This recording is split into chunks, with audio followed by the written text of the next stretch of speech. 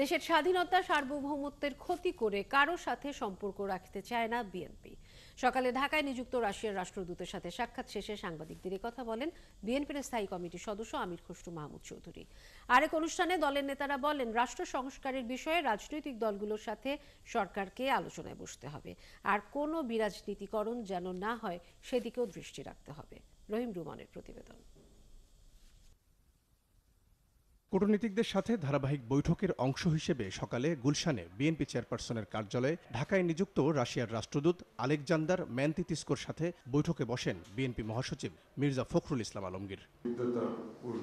বৈঠক শেষে বিএনপির স্থায়ী কমিটির সদস্য আমির খসরু মাহমুদ চৌধুরী জানান, দুই দেশের সাথে বহুমুখী সম্পর্ক উন্নয়নের পাশাপাশি নির্বাচনের ইস্যুতেও বিএনপির অবস্থান জানতে চেয়েছে রাশিয়া। স্বাভাবিকভাবে তো সবাই আজকের অবস্থান জানতে চায়, আগামী দিনের অবস্থান জানতে চায়। আর বাংলাদেশের বর্তমান প্রেক্ষাপট সম্বন্ধে ওরা জানতে চেয়েছে যে কতদিন হতে পারে নির্বাচন, টাইম ফ্রেম জানতে চাইছে। আমরা কোনো টাইম ফ্রেম বলিনি।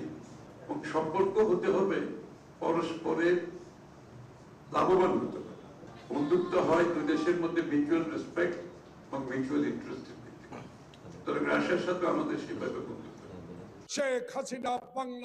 এদিকে প্রেস ক্লাবে জাতীয়তাবাদী মোটর চালক দলের অবস্থান কর্মসূচিতে যোগ দিয়ে বিএনপি নেতা জয়নুল আবেদিন ফারুক শেখ হাসিনাকে দেশে ফিরিয়ে বিচারের মুখোমুখি করার দাবি জানান। যেহেতু হিন্দুস্তানের সাথে আপনার বন্দি বিনিময় আছে, আইনের আওতায় নেন, হারুন্নার ভাতের হোটেলে নেন, একদিনের জন্য হইল আয়না করে আপনাকে যেতেই হবে।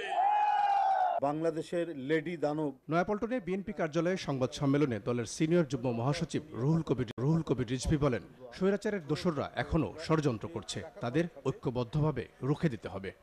দুর্নীতি দমন কমিশন দুদক ফ্যাসিবাদের আমলেরই সাজানো দুদকেরই কার্যক্রম চলছে।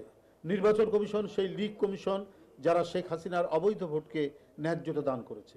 বড় ধরনের নাশকতার চক্রান্ত এটে যাচ্ছে।